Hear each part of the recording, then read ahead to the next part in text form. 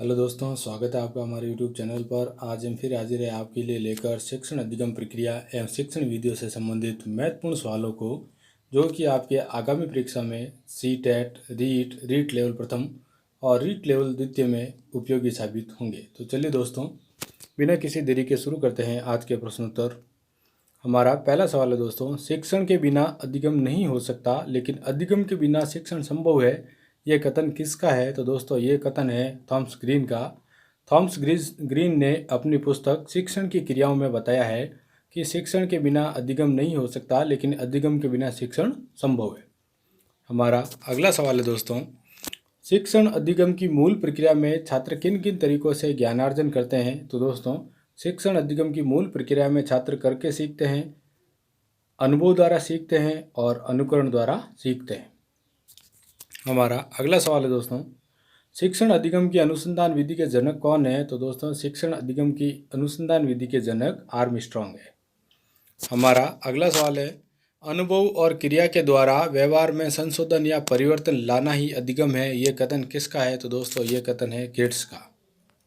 हमारा अगला सवाल है, शिक्षण एक कार्य है तो अधिगम एक खाली जगह है। दोस्तों शिक्षण अगर एक कार्य है तो अधिगम एक उपलब्धि है। अगली परिभाषा दोस्तों, शिक्षण सीखने के लिए उद्दीपन, पथ प्रदर्शन तथा उत्साहवर्धन है। अधिगम के बारे में ये विचार किसके हैं? तो दोस्तों अधिगम के बारे में ये विचार है बर्टन के। बर्टन मानते हैं शिक्षण सीखने के लिए उद्दीपन, पथ प्रदर्शन तथा उत्साहवर्धन का कार्य करता है। हमारा सातवां सवाल है, शिक्षण अधिगम की आगमन एवं निगमन विधियों के जनक कौन है? तो दोस्तों शिक्षण अधिगम की आगमन एवं निगमन विधियों के जनक अरस्तु है। हमारा आठवां सवाल है, शिक्षा प्रक्रिया के 3 अंग कौन कौन से हैं? तो दोस्तों शिक्षा प्रक्रिया के 3 अंग शिक्षक, शिक्षार्थी और पाठ्यक्रम है। 9वां सवाल है हमारा, शिक्षण तथा अधिगम प्रक्रिया में छात्र तथा शिक्षक मिलकर अधिगम को बढ़ावा देते हैं। ये कथन किसका है? तो दोस्तों ये कथन है बर्नार्ड का। बर्नार्ड कहते हैं शिक्षण तथा अधिगम प्रक्रिया में शिक्षक और छात्र मिलकर अधिगम यानी सीखने को बढ़ावा देते हैं। हमारा अगला सवाल है दोस्तों 10वां सवाल, प्रोजेक्ट विधि के खोजकर्ता कौन है? तो दोस्तों प्रोजेक्ट विधि के खोजकर्ता है किल पैट्रिक। हमारा 11वां सवाल, शिक्षण क्रियाओं का वह समूह जो कि अधिगम को उत्पन्न करने के लिए प्रेरित करता है, कथन किसका है? दोस्तों ये कथन है स्मिथ का। शिक्षण क्रियाओं का वह समूह जो कि अधिगम को उत्पन्न करने के लिए प्रेरित करता है।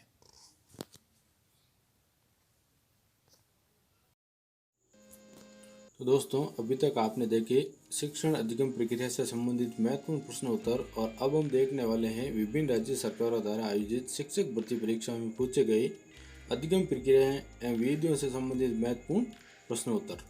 तो चलिए दोस्तों शुरू करते हैं। आप कक्षा का ध्यान केंद्रित कर सकते हैं। तो दोस्तों उद्दीपन परिवर्तन द्वारा कक्षा का ध्यान केंद्रित किया जा सकता है।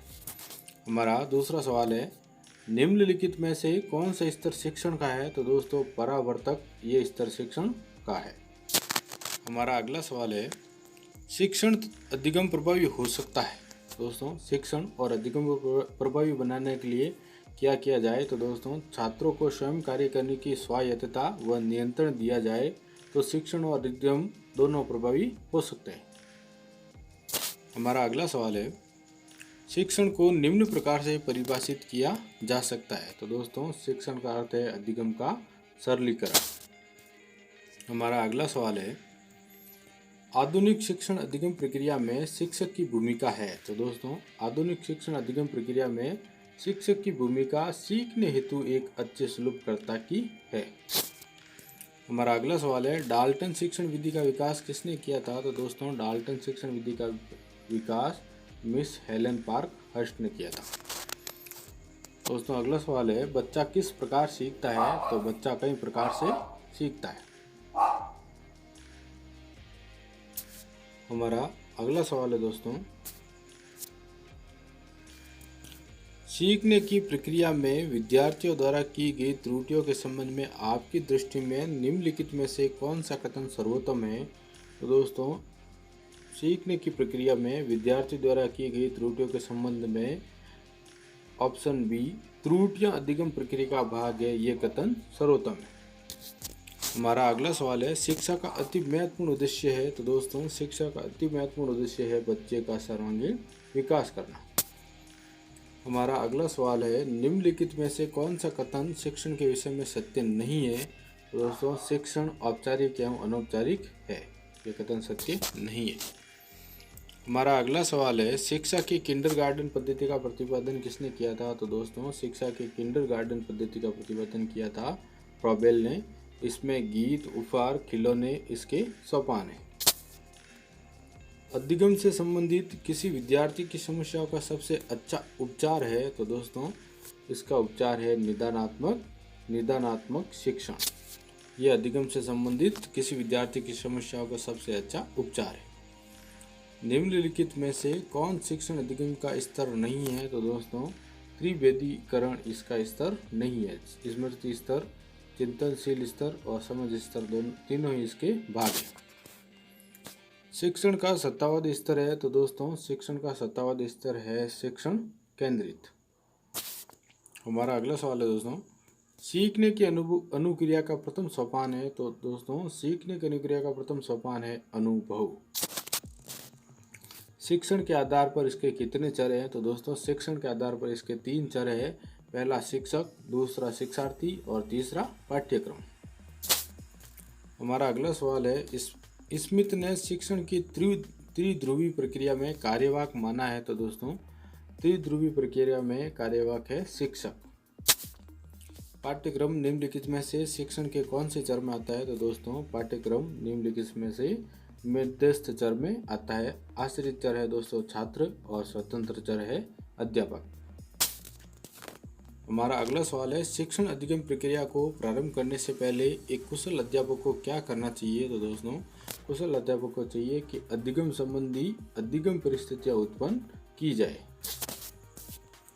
हमारा अगला सवाल है दोस्तों, छात्रों के द्वारा अधिक से अधिक ज्ञानेंद्रियों का उपयोग निम्नलिखित को प्रभावित करता है? तो दोस्तों, छात्रों के द्वारा अधिक से अधिक ज्ञानेंद्रियों का प्रयोग अधिगम, उत्पाद और प्रक्रिया को प्रभावित करता है। हमारा अगला सवाल है, एक शिक्षक को साधन संपन्न होना चाहिए। इसका अर्थ है कि दोस्तों, उसे अपने विद्यार्थियों की समस्या को हल करने के लिए पर्याप्त ज्ञान होना चाहिए। हमारा अगला सवाल है, यदि कोई विद्यार्थी कक्षा में गलत प्रश्न पूछता है तो आप क्या करेंगे? दोस्तों, अगर विद्यार्थी गलत प्रश्न पूछता है तो उसको उदाहरण देकर गलती बताएंगे। हमारा अगला सवाल है, शिक्षण को प्रभावित करने वाला निम्नलिखित में से कौन सा घटक शिक्षक से संबंधित नहीं है? तो दोस्तों, इसमें है संसाधनों की उपलब्धता, ये घटक नहीं है।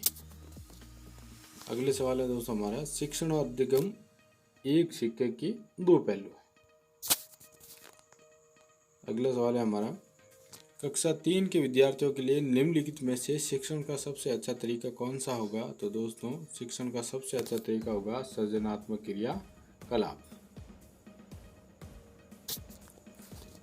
अगला सवाल है हमारा दोस्तों, निचली कक्षाओं में शिक्षण की खेल विधि जिस पर आधारित है वो है दोस्तों विकास और वृद्धि के मनोवैज्ञानिक सिद्धांत पर। बच्चों के झूठ बोलने की